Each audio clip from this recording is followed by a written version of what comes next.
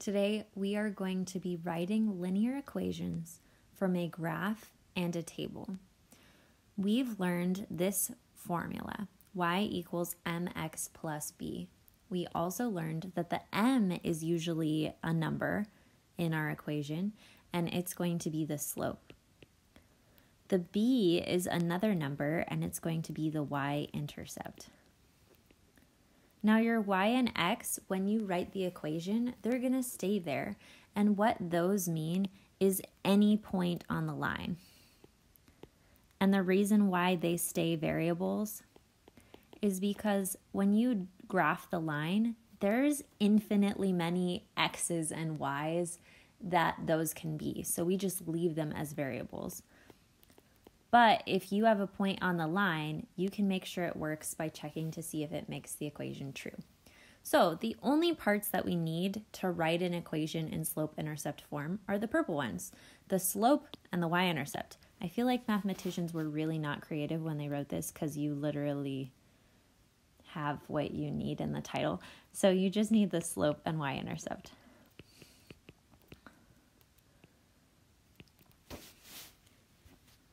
So basically today's video can be summarized by how do you find a linear equation? You find the slope and you find the y-intercept and then you put them in for m and b. That's the whole thing. But in case you forgot how to find the slope and y-intercept, let's go ahead and do it. The first thing I do when I look at a graph, usually the y-intercept is pretty identifiable, so I find that first. You're going to find where your line crosses the y-axis.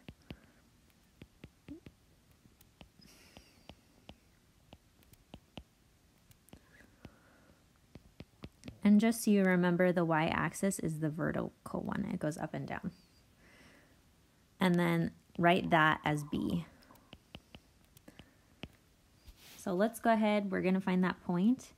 It is 4 above the x-axis. So we're going to write b equals 4. Now be careful. Make sure that it is crossing the vertical one because there is an x-intercept, which is important, but not for this equation. Then you're going to use that point and one other pretty point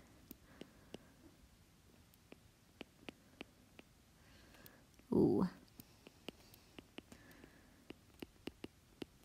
make a slope triangle.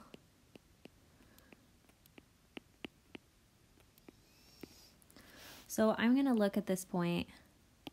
I'm going to use this one, and usually how I find my other point is I look along the line and I see where it seems to cross evenly on the squares. I think this is a good place, but let's check down here. Yeah, it just goes every 2 down, so I'm going to do that. Now sometimes it's something weird like 5/7, so you're going to want to check pretty thoroughly and be like, okay, where's the closest point? Because sometimes you may think it's at 2/3, but it's at 5/7. So we made our slope triangle, and then with your slope triangle, you're going to find rise over run, or change in y over change in x. Then you're going to simplify the fraction.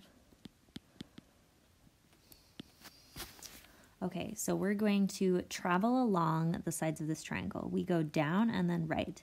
Down 2, so that's going to be negative. Well, let's zoom in. Okay, and then we go right, just 1, and it's right, so it's going to be positive. Then we're going to put that in my fraction. So m equals, you could say change in y over change in x or rise over run. They're the same on a graph. And I'm going to put -2 on top because my y direction is up and down, and 1 on the bottom. And then simplify your fraction. -2 divided by 1 is -2. Please don't write -2 over 1.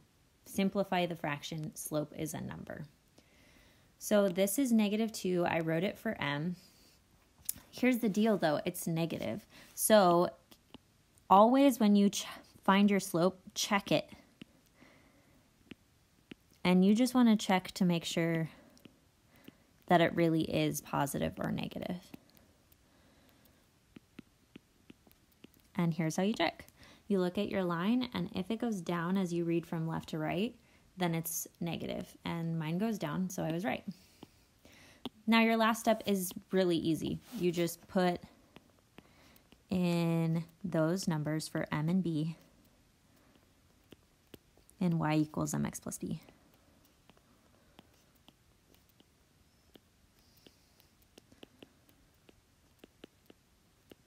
So you do have to write the equation in order for this assignment to be considered done.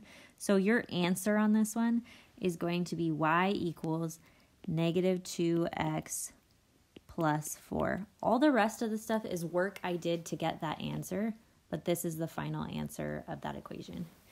And you could check this by finding a point and seeing if it works in your equation. So let's go ahead and try this out. I'm going to find a point. I know this one's on the line, and I know that one is 3, negative 2. So I'm going to put those numbers in for x and y. So this is just me checking my answer. Y equals negative 2x plus 4. Well, let's put in my y, dang it. Okay, y is negative 2, and then x is 3. So if you see, I kept my equation exactly the same, but I put in my x and put in my y.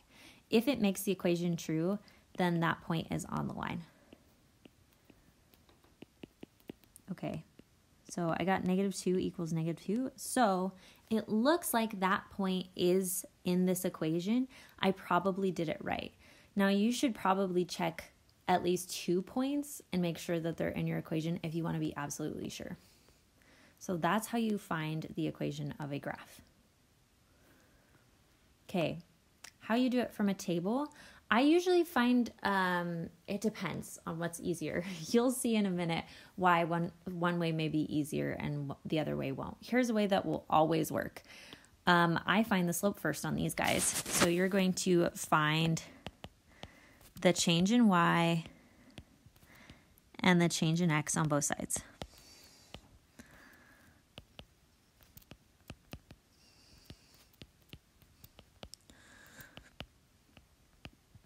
So my tip for you is use easy points. You can use any points you want. So like, why not avoid the ones that are negative and just go to the ones that are easy? So I'm going to go 1 to 2. So from 24 to 29, I know it goes up 5.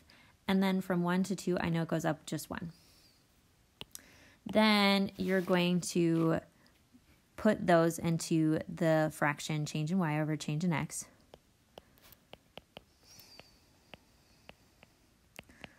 And simplify. If you don't like this method, you can also use the slope formula method where you do y2 minus y1 over x2 minus x1. So I'm going to put these ones in change in y over change in x. And I get, here's the y side, so it's going to be this one. The right one always goes on top on this one. 5 over 1, which equals 5.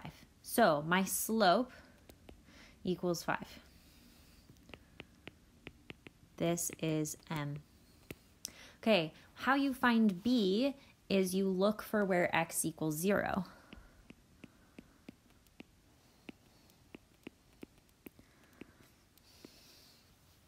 And whatever y is b.